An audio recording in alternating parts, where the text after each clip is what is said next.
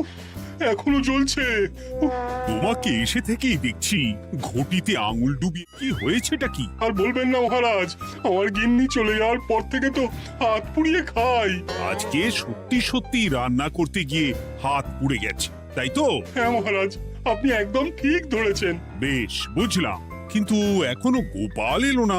মহারাজ, আপনার জন্য একটা পত্র এসেছে। কই কই দেখি।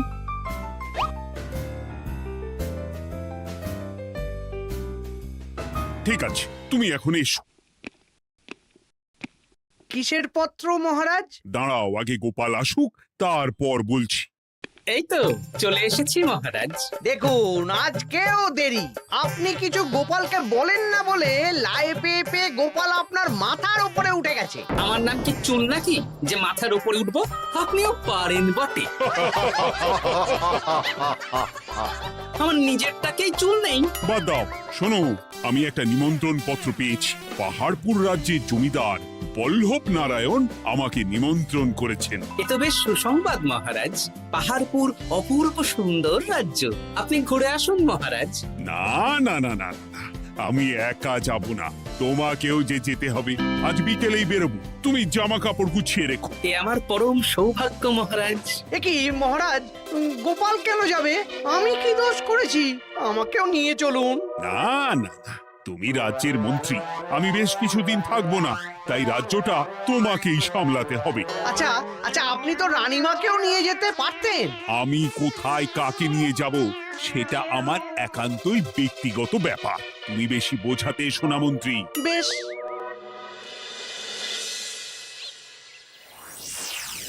গোপাল গোপাল আর গোপাল, এই গোপালের জন্যে আমাদের কপালটাই মন্দ থেকে গেল।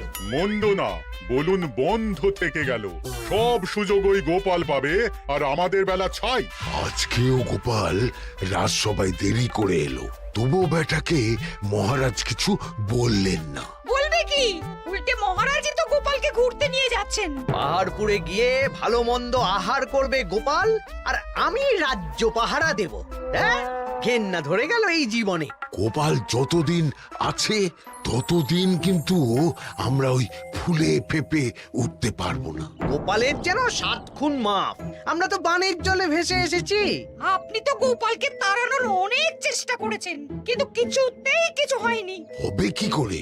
গোপালের একে ওই ক্ষুরোধার বুদ্ধি, তারপর মহারাজের উপর অগাধ বিশ্বাস, দুটো মিলেমিশে এক হয়ে গেছে। মাঝে মাঝে তো মনে হয় বেটাকে মেরেই ফেলি। আমার দু চক্ষের বিষ।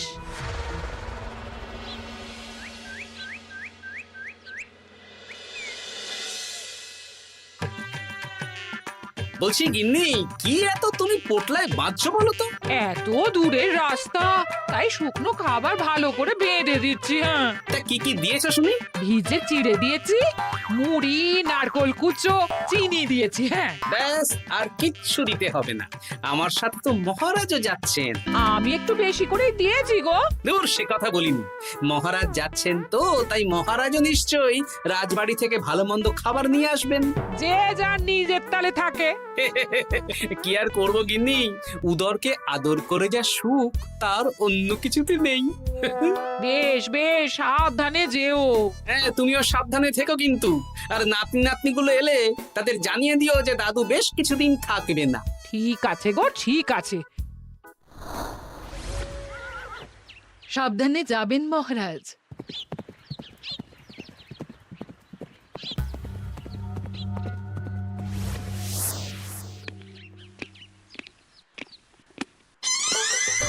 তুমি হুটহাট করে কোথায় চলে যাও বলো তো? আমি বিকেলে তোমার জন্য মুচমুচে বেগুনি ভেজেছি। সে ঠিক আছে, কিন্তু তোমাকে এখন রান্নাঘরে থাকলে হবে না গিন্নি। ও মা, রাতের খাবার কে করবে শুনি? আমি তো এখন একটু একটু রান্না শিখে গেছি। এখন তোমাকে অন্য কাজ করতে হবে। কি কাজ? শোনো,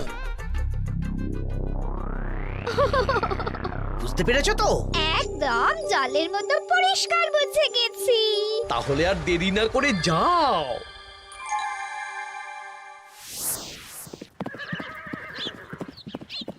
মহারাজ একটা কথা বলতে পারি? বলো গোপাল। আমরা পাহাড়পুর জমিদার বাড়িতে যাচ্ছি কেন? তুমি তো জানো আমাদের সেনাপতি এখন একা একাই নিজের সংসার সামলায়। হ্যাঁ, ওই ঘটনার পর থেকে তো সেনাপতির জন্য ভালো পাত্রীও পাওয়া যায়নি। পাহাড়পুরের জমিদার বল্লভ নারায়ণের একমাত্র কন্যা এখন বিবাহযোগ্যা, তাই আমি আর তুমি দেখতে যাচ্ছি। সেনাপতিকেও সাথে নিয়ে গেলে হতো। না, আগে আমরা যাব, মেয়েটা কেমন সেটা বিচার বিবেচনা করে ফিরে আসব। তারপর যদি সেনাপতি রাজি হয় তখন আমরা বাকি ব্যবস্থার দিকে এগোবো, তাই তো? একদম তাই।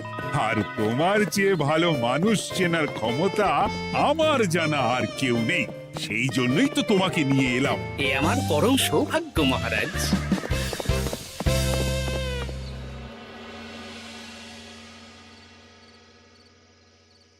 প্রণাম রানীমা। আরে মন্ত্রী গিন্নি যে, বলো বলো। এই কিছু বেগুনি ভেজেছি, তাই আপনার জন্য নিয়ে এলাম রানীমা। সরলা, তুমি ওটা রান্নাঘরে নিয়ে যাও। আচ্ছা রানীমা। মা, এই গয়নাটা পরে কি সুন্দর লাগছে আপনাকে। নতুন নিলেন? না না, বছরখানেক আগে বিবাহ বার্ষিকীতে মহারাজ গড়িয়ে দিয়েছিলেন। একটা কথা বলবো রানীমা? বলো না, কি বলবে? আমার মনে হয় আপনাকে আমাদের মহারাজ না আর আগের মতন ভালোবাসেন না। এই কি কথা বলছো তুমি? খোলা চোখে যা মনে হয় তাই বলেছে রানীমা। এই দেখুন না, মহারাজ হঠাৎ পাহাড়পুরে ঘুরতে চলে গেলেন আর আপনাকে নিয়ে গেলেন না। নিশ্চয়ই কোনো কাজ আছে, তাই আমাকে নিয়ে যাননি। ওই তো, এত ছাড় দিয়েছেন বলেই তো পার পেয়ে বসেছে। অপরাধ নেবেন না রানীমা। মহারাজ সব ব্যাপারে শুধু গোপাল আর গোপাল, কিন্তু বাড়িতে যে আপনিও আছেন সেটা মহারাজ খেয়ালই করেন না। আসলে গোপালকে মহারাজ খুবই স্নেহ করেন তো। আপনি আগে না গোপাল আগে? পাহাড়পুর তো এত সুন্দর জায়গা, চারিদিকে পাহাড়, পাহাড় থেকে নেমে আসছে নদী। ভাবুন আপনাকে মহারাজ নিয়ে যেতেন যদি। সত্যি তো, আমাকে তো মহারাজ নিয়ে গেলেন না। নিয়ে যাবেই বা কেন? আপনাকে তো আর মহারাজ আগের মতো ভালোই বাসেন না। সব ধ্যান জ্ঞান এখন শুধু গোপাল। হ্যাঁ, সত্যি তো, আমি তো এটা ভেবেও দেখিনি কখনো। গোপালই আপনার কপাল পুড়িয়েছে। আসছে রানীমা।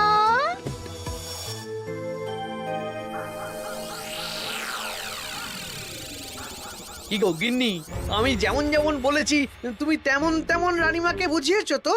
হ্যাঁ হ্যাঁ, আমি একেবারে এমন ভাবে কানে পুষ্পমন্ত ঢেলেছি, রানীমার কান মাথা সব সব ভরে গেছে। এবার শুধু মাঝে মাঝে ইন্ধন জুগিয়ে যেতে হবে, বুঝলে? তারপরে তোমার পথের কাঁটা ফাঁকা হয়ে যাবে। আর একবার গোপাল সরে গেলেই আর কোনো চিন্তা নেই। দু হাত ভরে রোজগার করবে গো।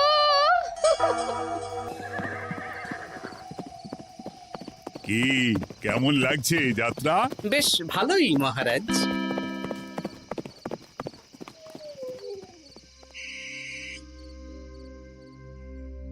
রানীমা, খাবার কি আমি এই ঘরে নিয়ে আসবো? না, আজ আমি কিচ্ছু খাবো না, কিচ্ছু না, খিদে নেই, যাও।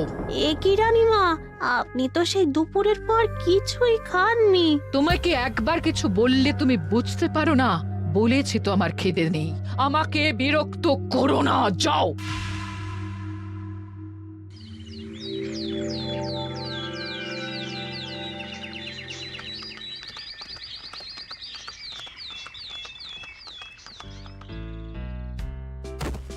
আসুন মহারাজ কৃষ্ণচন্দ্র, আসুন আসুন আসুন। কি সুন্দর জায়গায় পাহাড়পুর, মনে হচ্ছে বেশ কিছুদিন থেকে যাই। তা থেকে যান না। এখন যে কাজে এসেছি সেটা আগে করে নি, তারপর যদি সব ঠিকঠাক তখন তো আবার আসতে হবে। তাও ঠিক। এই বিমলা মা, এদিকে আয়। এই নিন কমলা লেবুর শরবত। বেশ সুন্দরী দেখতে মহারাজ। নিজের মেয়ে বলে বলছি না, বিমলা সব কাজ নিজের হাতে করে। বাড়িতে পাঁচটা দাস দাসী আছে, তাদের কাজই করতে দেয় না। বাহ বাহ বাহ, ভালোই তো। আপনার মেয়েকে তো বেশ লক্ষ্মীমন্ত দেখতে। ও অনেক ছোটবেলায় মাকে হারিয়েছে, কিন্তু নিজের ইচ্ছে পড়াশুনো রান্না বান্না সব শিখেছে। যেমন হাতের রান্না তেমনই মাথায় বুদ্ধি। রান্না তো খেলেই বুঝতে পারবো। হ্যাঁ, আজ দুপুরে সব রান্না তো নিজের হাতেই করছে। আমি ওকে কিছু প্রশ্ন করতে চাই। দাঁড়িয়ে আছো কেন মা? বসো। মহারাজ, আপনার অনুমতি নিয়ে আমি বিমলাকে কিছু প্রশ্ন করতে চাই। করো না। আচ্ছা বিমলা, তোমার বয়স কত? আসছে শ্রাবণে আমি 19 বছরে পড়ব। আচ্ছা, শ্রাবণ মাসে জন্ম, বর্ষাকালে। বেশ বেশ। আচ্ছা বলো তো, মেঘের ডাকে জল ছেড়ে ডাঙায় উঠে পড়ে, মানুষ তাকে হাতে পেলে নিয়ে যায় ঘরে, এটা কি? কই মাছ। বাহ বাহ, এবার বলো তো, এমন কোন জিনিস যেটা একান্তই তোমার কিন্তু অন্যেরা বেশি ব্যবহার করে? আমার নাম। বাহ বাহ বাহ বাহ বাহ, খুব সুন্দর খুব সুন্দর। আপনার মেয়ের মাথায় বুদ্ধি আছে। আচ্ছা আচ্ছা, আরেকটা প্রশ্ন করবো। বলো তো, একটা অঙ্ক পরীক্ষায় তোমার বাবা 100-তে 90 পেয়েছে, তুমি 100-তে 100 পেয়েছো, আর আমি 100-তে 95 পেয়েছি। তাহলে কে বেশি বুদ্ধিমান? আপনি বেশি বুদ্ধিমান। এমা, এটা তুই কি বললি রে? তুই তো 100-তে 100 পেয়েছিস, তাহলে তুই বেশি বুদ্ধিমান হবি না? না না, আমি হলে তো বুদ্ধিমতী হব। দারুণ দারুণ। জমিদার মশাই, আপনার মেয়ে সত্যিই বুদ্ধিমান। না মানে বুদ্ধিমতী। এবার দুপুরের ভুরি ভোজটা খেলেই বুঝতে পারবো হাতের জাদু।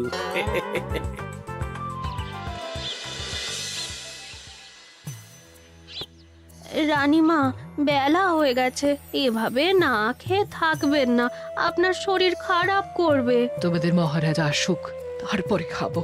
যতদূর জানি মহারাজ আগামীকাল সকালে ফিরবেন। বেশ, আমাকে একটু শরবত করে এনে দাও, আর কিছু খাবো না।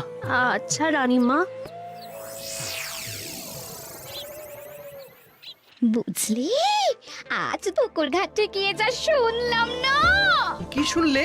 রানীমা গতকাল বিকেল থেকে কিচ্ছু খাচ্ছেন না, মহারাজের ওপর রাগ করে। এখন রানীমার রাগ, এরপর ভাগ গোপাল ভাগ।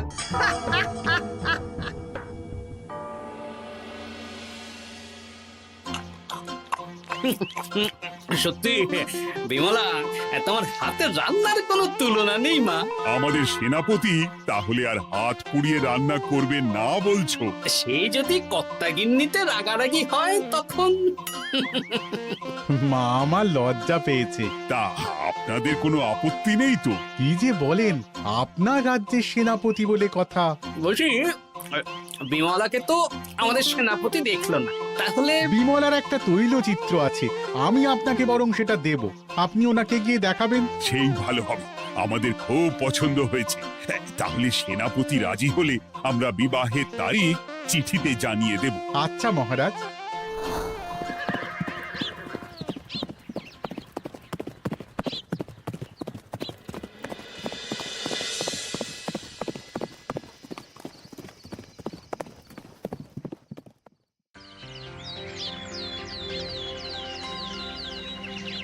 মহারাজ, আমি তাহলে আসি। যাওয়ার পথে আমি সেনাপতির সাথে কথা বলে নেব। হ্যাঁ হ্যাঁ গোপাল, এসো। বেশ ভালোই কাটলো পাহাড়পুরে। হ্যাঁ মহারাজ, অনেক ধকল গেছে, যান গিয়ে বিশ্রাম নিন।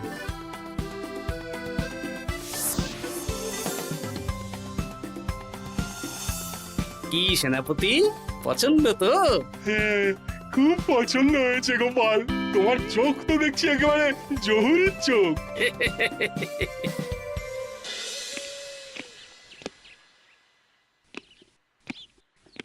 চিরটা কাল আপনি ওই গোপাল গোপাল করে কাটিয়ে দিন।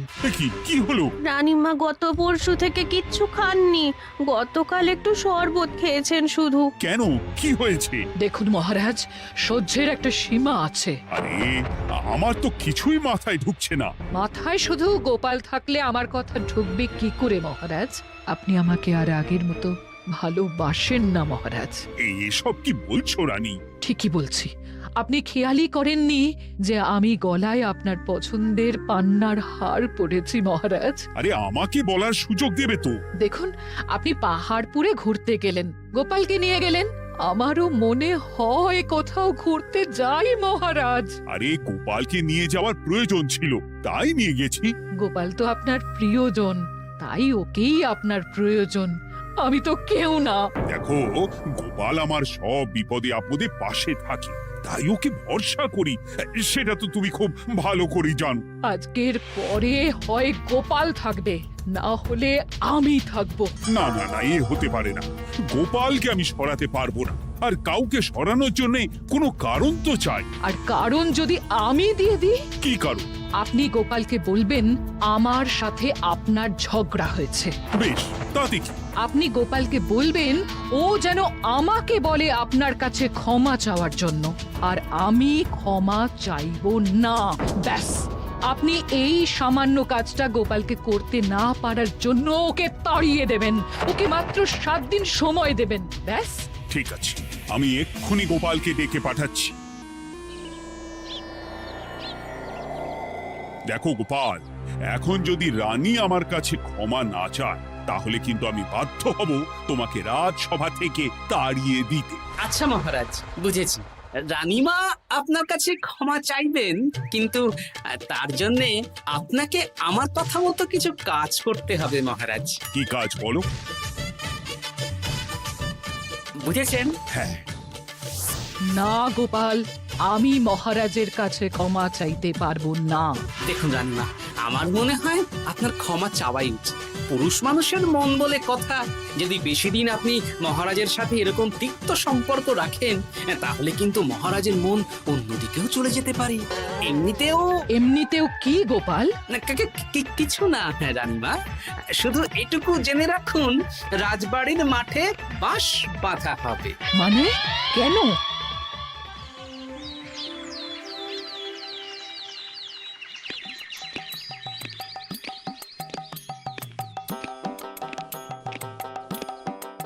আসতে পারি মহারাজ? হ্যাঁ, এসো এসো। বলছি, আমি তাহলে জমিদার বাড়িতে বিবাহের দিনক্ষণ ওই চিঠি লিখে জানিয়ে দিচ্ছি। হ্যাঁ, জানিয়ে দাও গোপাল। আর কি কি কেনাকাটা করতে হবে সেটার একটা তালিকা বানিয়ে ফেলো। আচ্ছা মহারাজ, মেয়ের শাড়ি আপনি নিজে পছন্দ করে কিনবেন তো? হ্যাঁ, ওই শাড়িওয়ালাকে আজকে দুপুরেই আসতে বলো। আচ্ছা মহারাজ। বিয়ের শাড়ি, কেনাকাটা, এসব কি মহারাজ? সেসব বলা যাবে না রানী, সময় হলে জানতেই পারবে। তবে বিমলাকে অপরূপ সুন্দরী দেখতে, এটুকু বলতে পারি। দেখুন তো মহারাজ, ওই টোপরটা ঠিক আছে কিনা? একদম ঠিক আছে, খুব সুন্দর। শাড়িওয়ালা এক্ষুনি আসছে। আসছি মহারাজ। এসো এসো। কার জন্য শাড়ি লাগবে মহারাজ? রানীমার জন্য? না না, বিমলার জন্যে। বিমলাকে? এক অপরূপা তরুণী, বুদ্ধিমতীও আছে, ধীর স্থির, ঝগড়া করে না। বেশ, অনেক হয়েছে মহারাজ। দোহাই আপনার, আপনি দ্বিতীয় বিয়ে করবেন না। আমি ক্ষমা চাইছি। কি বলছো রানী? আমি বুঝতে পেরেছি, আমি আপনাকে গোপালের নামে 2-4 কথা শুনিয়েছি বলে আপনি বিয়ে করতে চলেছেন। আমি আর রাগারাগি করব না, আমাকে ক্ষমা করুন। ব্যাস, রানীমা ক্ষমা চেয়ে নিয়েছেন, মানে আমার চাকরিটা থাকছে। হ্যাঁ গোপাল, হ্যাঁ, দোহাই তোমার, মহারাজকে বিপথে চালিত করো না। আরে দূর, আমি বিয়ে করছি নাকি? বিয়ে তো হবে সেনাপতির। ওর জন্যই তো পাত্রী দেখতে পাহাড়পুরে গেছিলাম, গোপাল আর আমি। তার মানে মন্ত্রীর বউ আমাকে ভুল বোঝালো? আবার মন্ত্রীর কোনো ষড়যন্ত্র হবে, ওকে না নিয়ে গিয়ে গোপালকে নিয়ে গেলাম বলে। সেনাপতির বিয়ের আগেই আপনি মন্ত্রী মশাইকে ধোলাইটা দিয়ে দিন। ঠিক বলেছ রানী, তুমি বরং শাড়ি পছন্দ করো, আর আমি চললাম মন্ত্রীকে ধোলাই দিতে।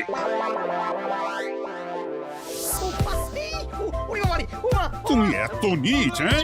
তোমার গিন্নিকে দিয়ে রানীর কানে বিষ ঢালা। ভুল হয়ে গেছে, ভুল হয়ে গেছে, ক্ষমা করে দিন। এখন মন্ত্রী মশাই ভ্যাঁ করছেন, কদিন পরে সেনাপতির বিয়েতে পে হবে ছাদনা তলায়।